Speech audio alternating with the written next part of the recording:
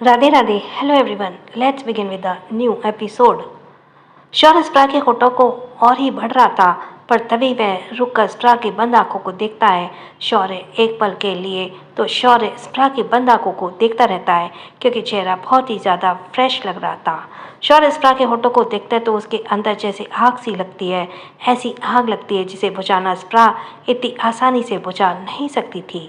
शौर्य खुद को कंट्रोल करता है और उसके होठों को हटकर उसके होठों से बड़े ही शिद्दत से साथ स्प्रा के माथे को चूम लेता है।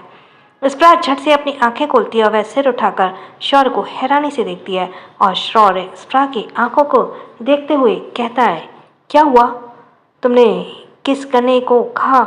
ये तो नहीं कहा कि कहाँ करना है। स्प्रा के होठों पर मुस्कुराहट आ जाती है और मुस्कुराते हुए शौर्य के सीने से लग कर कहती है, आप इतने अच्छे क्यों हैं? शौर्य कोई जवाब नहीं देता। स्प्रा शौर्य के सीने से लगे हुए कहती है, मैं ना पापा माँ को अपनी अच्छाई के बारे में बताऊंगी, तो आपके अच्छाई के बारे में फिर वो दोनों ही आप अपने दामाद के रूप में खुशी खुशी एक्सेप्ट कर लेंगे। इतना बोलते ही स्प्रा सर उठाकर शौर्य को देखती है, फिर कहती है, हमारी शादी होगी, उसके बाद हमारे बच्चे। आपको पता है, मैंने तो सोच भी लिया है कि हमारे बच्चों के नाम क्या होंगे। स्प्रा लगातार बोलते ही जा रही थी और शौर्य सुनते ही जा रहा था। शौर्य को आज पता चल रहा था कि उसकी बीवी बोलती भी है, वरना न्यू न्यू तो स्प्रा बिल्कुल चुप रहती थी। स्प्रा अपनी बातों को कंटिन्यू करते हुए कहती है, मुझे पता है आप अभी मुझसे बहुत प्यार करते हैं, लेकिन पता नहीं आप अपने गिल्ट में सब कब उभरेंगे। मुझे ना आप पहले वाले ही अच्छे लगते थे, अब वाले मुझे अब पसंद नहीं आ रहे। बोलते हुए स्प्रा ने मुंह बनाकर शौर्य को देखती है। शौर्य स्प्रा के गाल पर हाथ रखकर कहती है, ध्यान से जाना। इतना बोल शौर्य अब कमरे से निकल जाती है। स्प्रा पीछे से चिल्लाती है, क्या आप मुझे लेकर नहीं जाएंगे? नहीं। शौर्य स्प्रा के जवाब देकर निकल जाता है। स्प्रा का हमेशा की तरह दिल टूट सा जाता है। स्प्रा अब अपना सूटकेस बंद करती है और फिलहाल कमरे से बाहर निकल जाती है। स्प्रा सभी को बता देती है कि वह अपने घर जा रही है, जिसे सुनकर काव्या कहती है, ओके, तो हम कल ही आपके घर जाकर रिश्ते की बात भी करेंगे और शादी में इनवाइट भी करेंगे। स्प्रा को बहुत खुशी होती है, पर उसे परेशानी थी तो बस इस बात की कि कहीं उसके पेरेंट्स मना ना कर दें। वह अंदर ही अंदर प्रे कर रही थी कि उसके पेरेंट्स मान जाएं। स्प्रा अब उनके साथ नाश्ता करती है, सबके साथ, और उसके चाहने की सारी तैयारियां हो चुकी थी। वह बस अपना सामान लेकर सभी से आशीर्वाद लेकर निकल जाती है। स्प्रा के चेहरे पर अपने माँ बाप से मिलने की खुशी तो थी, पर शौर्य के बिछड़ने का डर भी था। पूरी सिंघानिया फैमिली से अलविदा करती है। Farm house. सुहानी की आंखें कल बंद हो गई थी, उसे पता ही नहीं चला। सुहानी अपनी आंखें बहुत ही धीरे से खोलती है। आंखें खुलते ही सामने देखकर वह एकदम से डर से सहम जाती है। दंश इस वक्त उसके सामने ही खड़ा था। सुहानी की आंखें खुली देखकर दंश उसके करीब झुकता है और चिल जैसी निगाहों से उसे देखते हुए कहता है, गलतियां करने का कुछ ज़्यादा ही शौक लगता है। सुहानी उसके आंखों में देखकर ही डर जाती है। सुहानी जल्दी से अपना सिर नाम में हिलाती है। दंश उसे देखते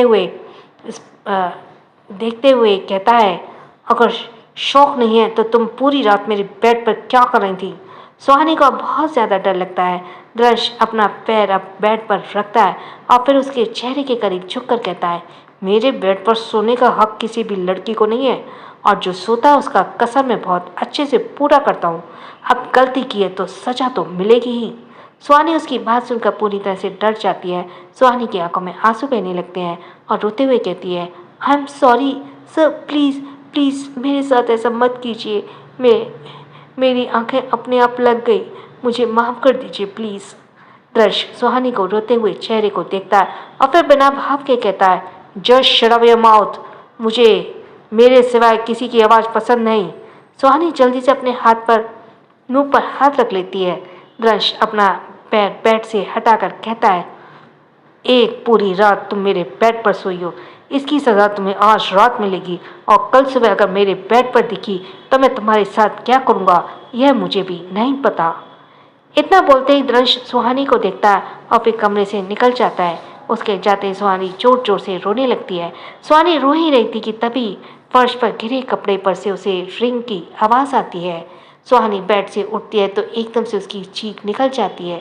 बेड पर इस वक्त खून के दाग साफ दिख रहे थे। सुहानी चादर को खुद को कवर करते हुए बहुत मुश्किल से उठकर अपना फ़ोन उठाती है। वह जैसे ही रिसीव करती है, उधर से एक औरत की तेज़ आवाज़ आती है, कहाँ हो कल हुई, कहाँ मुंह काला कर रही हो। सुहानी अपने आंसुओं को संभालती है और कहती है, माँ कुछ काम की वजह से मैं आज घर नहीं आ सकती, कल सुबह मैं आ जाऊंगी। उस औरत के बात करने से साफ पता चल रहा था वह सुहानी को बिल्कुल भी पसंद नहीं करती। सुहानी ने यह बोलते हुए वह औरत कहती है, पैसे दे जा, फिर तुझे जहाँ मरना मर, मुझे उसे कोई लेना देना नहीं है। सुहानी हाँ में जवाब देती है और उधर से कॉल कट जाता है। कॉल कटते सुहानी चादर में लिपेटे वही फर्श पर बैठ जाती है और अपनी किस्मत को कोसते हुए रोने लगती है। हॉस्पिटल। अभी आज अपनी हॉस्पिटल की सारी पैकिंग कर रही थी क्योंकि कल से उस सबको सिंघानिया विला के लिए निकलना था। 4 दिन में उनके शादी का रस्म स्टार्ट होने वाली थी। अभी अपना सामान पैक करी थी, फिर कैबिन से निकल जाती है। कैबिन से निकलते उसकी नज़र विवान पर जाती है जो वहाँ खड़ा होकर आव्या का इंतज़ार कर रहा था। आव्या के जाते विवान उसके हाथ में सामान लेते हुए कहता है, दो, मैं लेकर जाता हूँ। आव्या विवान को देखकर कहती है, कुछ ज़्यादा ही इमोशनल लग रहे हो। दोनों अब अपने कदम बढ़ाते हुए जा रहे थे। हॉस्पिटल के सारा स्टाफ आव्या को फूल का गुच्छा देकर अलविदा कर रहा था। विवान उसके साथ चलते हुए कहता है, जब पहली बार तुम्हें यहाँ देखा तो मैं खुश हो गया था, ये सोचकर कि तुम्हें मैं पटा लूँगा। उसकी यह बात सुनते ही आव्या उसे घूर कर देखती है। विवान एक नज़र उसे देखता है, फिर नज़र चुराते हुए कहता है, तुम्हें तो पता होगा ना कि तुम मेरी क्रश हो। अब सबकी हो तो इच्छा होती है कि वे अपनी क्रश से पटा लें, पर तुम तो मुझे अपनी शादी में इनवाइट कर रही हो। थोड़ा तो तुमने मेरे लिए छोटे से दिल के बारे में भी नहीं सोचा। आव्या बस उसे घूरे जा रही थी। दोनों बाहर पहुंचते ही विवान आव्या के कार में उसका सामान सारा रख देता है और फिर आव्या को देखते हुए बहुत सीरियस होकर कहता है, जब तुम पहली बार यहाँ से छोड़कर गई थी तब मुझे बहुत बुरा लगा था, आज भी लग रहा है। आव्या सच कहूँ तो मैं आज भी तुम्हें बहुत ज़्यादा पसंद करता हूँ, पर आई थिंक तुम मेरे लिए बने ही नहीं थे। आव्या विवान को सीरियस भरे चेहरे को देखती है। विवान मुस्कुराते हुए एकदम से कहता है, चलो ठीक है, बाय, मैं तुम्हारी शादी में ज़रूर आऊँगा। आव्या उसकी बात सुनकर मुस्कुराती है और फिर विवान को बाय कहकर कार में बैठ जाती है। आव्या कार स्टार्ट करती है और वहाँ से निकल जाती है। आव्या के आगे पीछे बॉडीगार्ड्स थे। वह बहुत आराम से गाड़ी चला रही थी। कुछ दूरी पर उसे रुद्र दिखता है। आव्या रुद्र से ही कहती है, रुद्र यहाँ क्या कर रहे हो। रुद्र ने इस वक्त आंखों में शेड्स पहने थे और उसे विंटर टोपी पहनी थी। वह कार में टेक कर खड़ा था। आव्या उसके सामने कार रोक कर कहती है, रुद्र तुम यहाँ क्या कर रहे हो और तुमने तो कैप क्यों पहनी है। रुद्र आव्या की ओर देख कर कहता है, लास्ट टाइम मैं तुम्हें कहीं ले जाना चाहता हूँ बेबी गर्ल। आव्या उसके अजीब बातों से सवालिया नजरों से उसे देखते हुए कहती है, लास्ट टाइम क्या मतलब है तुम्हारा। रुद्र कार में हाथ रखकर कहता है, बेबी गर्ल आज गोवा में लास्ट टाइम है, कल तो सब मुंबई जाएंगे ना, सो आज पूरा गोवा घूम ले। आव्या हाँ कहती है और रुद्र कहता है, अपनी कार से उतरो और मेरी कार में आओ। आव्या कार से बाहर आती है और सभी बॉडीगार्ड्स को भेज देती है। आव्या जाकर जैसे ही रुद्र के गले लगने वाली होती है, रुद्र से दूर हो जाता है। आव्या उसे अजीब तरह से देखते हुए कहती है, क्या हुआ। रुद्र जल्दी से कहता है, तुम्हारे लिए सरप्राइज है बेबी गर्ल, उससे पहले तुम मुझे टच नहीं करोगी। और इससे आव्या बहुत ज़्यादा कंफ्यूज्ड हो जाती है और रुद्र अपना हाथ बढ़ाकर कहता है, अपना फ़ोन दो। आव्या अपना फ़ोन रुद्र को देती है। रुद्र आव्या का फ़ोन लेकर उसे स्विच ऑफ कर देता है। आव्या उसे हैरानी से देखकर कहती है, ये क्या किया। रुद्र को फ़ोन अपने पॉकेट में रखकर कहता है, मुझे हमारे बीच कोई डिस्टर्बेंस नहीं चाहिए, लेट्स गो। इतना बोलते हुए ड्राइविंग सीट पर बैठ जाता है। आव्या भी उसके साथ आकर बैठ जाती है। आव्या उसे देखते हुए फिर पूछती है, तुमने ये टोपी क्यों पहनी है। रुद्र कार स्टार्ट करके जवाब देता है, ठंड लग रही थी। आव्या थोड़ा हैरान होकर कहती है, तुम्हें ठंड भी लगती है। आव्या के सवाल से रुद्र थोड़ा इरिटेट होकर कहता है, कितनी बोलती हो तुम, चुप रहो। रुद्र के यह कहने पर आव्या अपनी वॉइस चढ़ाकर कहती है, ओह हेलो, मैं क्यों चुप हो जाऊँ, मैं तो बात करूँगी, मुझे भगवान ने इसलिए तो मुँह दिया है। रुद्र अब चुप रहता है। अपनी ड्राइविंग पर फोकस करता है। आव्या इधर उधर देखते हुए कहती है, वैसे हम जा कहाँ रहे हैं? उसके इस सवाल पर भी रुद्र कोई जवाब नहीं देता। आव्या मुंह बनाकर रुद्र को देखती है और फिर जैसे ही उसे छूने वाली होती है वह तुरंत दूर हट जाता है। रुद्र आव्या को देखकर कहता है, मैंने मना किया ना बेबी गर्ल। आव्या थोड़ा इरिटेट होकर कहती है, क्या है रुद्र, तुमने आज कुछ गलत खा लिया था क्या? तुम ये अजीब सी हरकतें क्यों कर रहे हो? रुद्र ड्राइविंग पर फिर से ध्यान देते हुए कहता है, वेट बेबी गर्ल, सब कुछ तुम्हें पता चल जाएगा। आव्या के पास करने के लिए कुछ नहीं था, इसलिए वह खिड़की के बाहर देखने लगती है। वहीं घर पर बॉडीगार्ड की सारी गाड़ी घर पहुंची। सारे बॉडीगार्ड बाहर आते हैं। एक बॉडीगार्ड अपने फ़ोन में कुछ चेक करते हुए जाने लगता है। तभी अचानक वह सर उठाकर सामने देखता है। जैसे ही वह सामने देखता है, उसके हाथों से फ़ोन छूटकर गिर जाता है। वह बहुत ही हैरान होकर सामने देख रहा था, क्योंकि सामने रुद्र था जो अपने फ़ोन में कुछ देखते हुए अभियान के साथ घर से बाहर जा रहा था। और रुद्र और अभियान घर से बाहर जा रहे थे, और जब उस बॉडीगार्ड के साथ बाकी सभी बॉडीगार्ड्स की नज़र उस रुद्र पर जाती है तो उनकी डर से हालत ख़राब हो जाती है। डर उसी बॉडीगार्ड को लग रहा था, सभी बॉडीगार्ड को। वे बस डायरेक्ट अभियान से कहने से डर रहे थे। किसी को भी हिम्मत नहीं थी अभियान के पास जाकर यह बोलने की कि उनकी लापरवाही की वजह से आव्या की ज़िंदगी फिर से खतरे में पड़ चुकी है। भले हिम्मत किसी की नहीं थी, लेकिन उन्हें बताना तो था ही। वे ऐसे छुपा तो नहीं सकते थे। तभी एक बॉडीगार्ड की नज़र रोनी पर जाती है, जो रुद्र और अभियान के पीछे जा रहा था। बॉडीगार्ड को बॉस तो रोनी ही था, इसलिए वह बॉडीगार्ड जल्दी से रोनी को ही बढ़ा जाता है। रुद्र फ़ोन में बिजी था, उसी तरह बिजी रहते हुए कहता है, कल वह यहाँ आया है और इतना सन्नाटा। अभियान तुरंत ही जवाब देता है, दिमाग वाला लगता है, ज़रूर कोई खेल खेलने वाला है। रुद्र कुछ सोचते हुए कहता है, लेट्स सी क्या कर सकता है। दोनों बात कर ही रहे थे, तभी वह बॉडीगार्ड वहाँ आकर रोनी से कहता है, सर थोड़ा साइड में आइए ना, मुझे आपसे बात करनी है।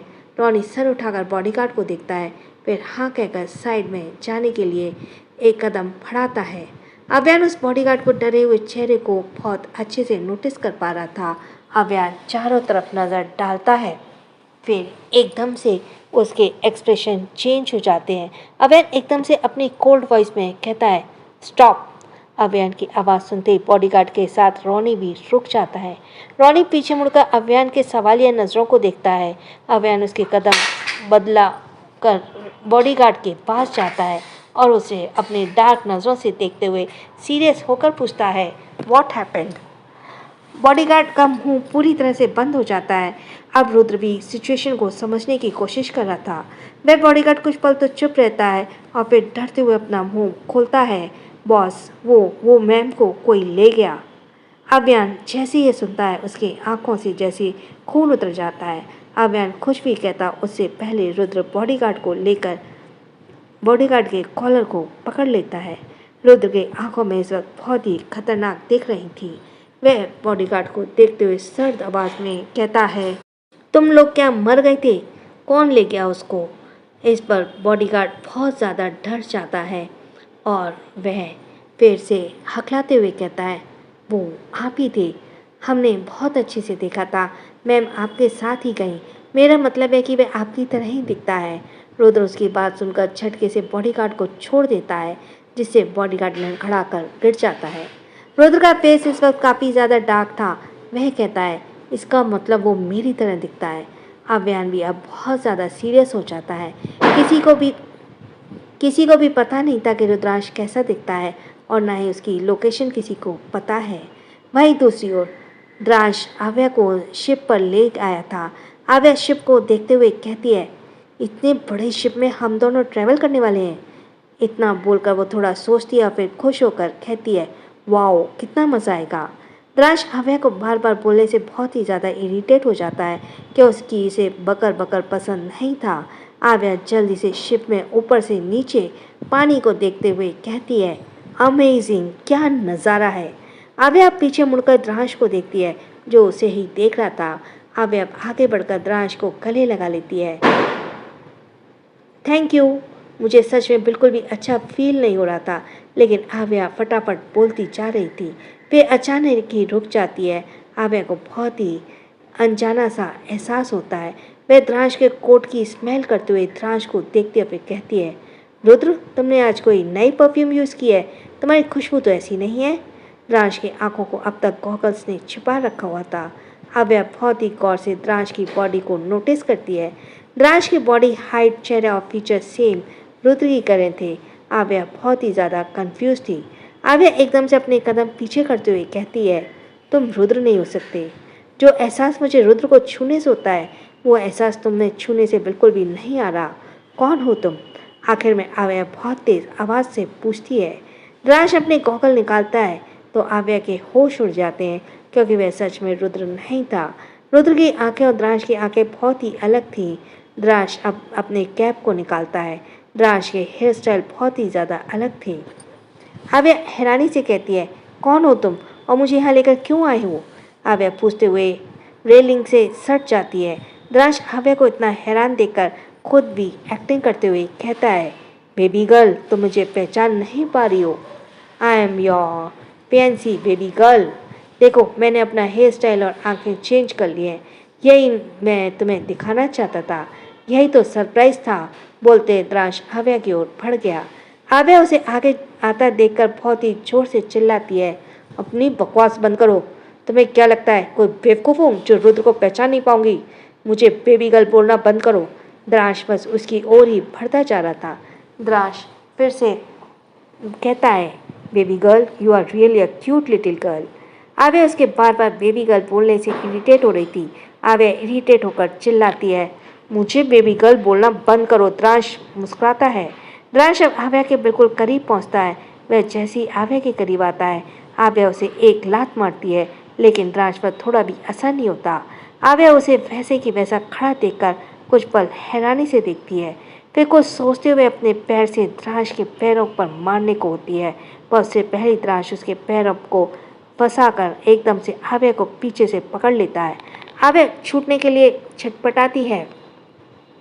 द्रांश उसे संभालने की कोशिश कर रहा था, पर अचानक ही आव्या अपनी कोहनी से द्रांश के चेहरे पर मारती है। द्रांश का ध्यान भटक जाता है। वह झटके से आव्या को छोड़ देता है। आव्या को वह इतना झटके से छोड़ता है कि आव्या रेलिंग के पास होकर सीधे समुद्र में गहरे पानी में गिर जाती है। द्रांश बिना एक्सप्रेशन के नीचे पानी में देखता है। अचानक इसे होठों पर तिरछी मुस्कान आ जाती है और बहुत ही धीरे से कहता है, स्ट्रॉन्ग बेबी गर्ल। द्रांश अपने पीछे एक नज़र देखता है। उसे इस वक्त कदमों की आहट साफ सुनाई दे रही थी। द्रांश भी पानी में कूद जाता है। उसके कूदते ही रुद्र और आव्या वहाँ पहुँच जाते हैं। रुद्र जल्दी से दौड़ते हुए वहाँ जाता है। पानी में अब उसे कोई नहीं दिखता। रुद्र गुस्से से पानी को देखते हुए कहता है, कायर साला। रुद्र इतना बोलता ही है कि तभी उसे पानी में हलचल होते हुए दिखती है। रुद्र तुरंत अपनी गन निकालता है। जैसे ही वह शूट करने वाला होता है, आव्या अपना चेहरा निकालकर लंबी लंबी सांसें लेने लगती है। रुद्र आव्या को पानी में देखकर धीरे से कहता है, बेबी गर्ल। इतना बोल वह गन फेंक सीधे पानी में कूद जाता है। आव्यान भी अब तक वहां पहुंच चुका था। वह नीचे दोनों को पानी में देखता है। रुद्र आव्या को लेकर तैरते हुए दूसरी तरफ जाता है, क्योंकि इस ओर से शिप बहुत ऊंची थी। आव्यान भी जल्दी से उस ओर जाता है। रुद्र आव्या को शिप में लाता है। आव्या खांसने लगती है, क्योंकि उसके पूरे मुंह और नाक में पानी चला गया था। रुद्र आव्या के गाल को पकड़ कर बुलाता है, बेबी गर्ल। आव्या की आंखें खांसने की वजह से बंद थीं। रुद्र के बुलाने पर आव्या धीरे अपनी आंखें खोलती है। रुद्र की आंखों में देखते हुए आव्या तुरंत रुद्र के गले लगती है, क्योंकि आव्या उसे बहुत अच्छे से पहचान चुकी थी। रुद्र आव्या को पकड़ लेता है। कुछ देर बाद रुद्र आव्या से अलग करता है और उससे पूछता है, आर यू ओके? आव्या धीरे से अपना गर्दन हिलाती है। रुद्र आव्या के माथे पर किस करता, फिर उसे गोद में उठा लेता है। रुद्र आव्या को शिप के अंदर बने बेडरूम में लेटा जाता है। आव्या भी उस वक्त उस कमरे में था। अव्यान आव्या के गीले कपड़ों को देखकर रुद्र से कहता है, रैबिट के कपड़े निकाल दो, वरना उसे ठंड लग जाएगी। इतना बोलते ही अव्यान कमरे से बाहर निकल जाता है। रुद्र आव्या के आगे से कंबल से कवर करता है और अपनी आंखें बंद करके उसके कपड़े उतारने लगता है। भले ही दोनों की कुछ दिनों में शादी होने वाली थी, पर फिर भी रुद्र शादी से पहले इस तरह आव्या को ऐसी हालत में देखना नहीं चाहता था। पहले रीज़न तो आव्या के परमिशन के बिना वह उसे नहीं देख सकता था, और दूसरी वह आव्या को इस हालत में देखकर खुद को भी कंट्रोल नहीं कर सकता था। रुद्र उसी तरह से आव्या के सारे गीले कपड़े निकाल देता है। फिर आव्या के होठों पर धीरे से किस करके बाहर निकल जाता है। आव्यान बाहर खड़ा था, सिगरेट की कश ले रहा था। रुद्र भी उसके साथ खड़ा हो जाता है।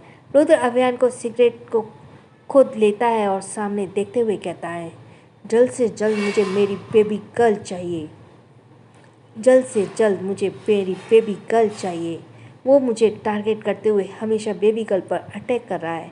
आव्यान गहरे समुद्र को देखते हुए कहता है, उसने रैबिट को मारने के लिए आशियान नहीं लाया था, बल्कि वह हमें यह दिखा रहा था कि उसकी कितनी ताकत है, वह क्या कर सकता है। वह एक तरह से वार्निंग थी। रुद्र गुस्से से सिगरेट की नीचे फेंकता है और आव्यान पर थोड़ा चिल्ला उठता है, आखिर कैसे बॉडीगार्ड रखे हैं तुमने? एक अजनबी किसी को भी उठाकर ले गए और किसी को कुछ पता ही नहीं चला।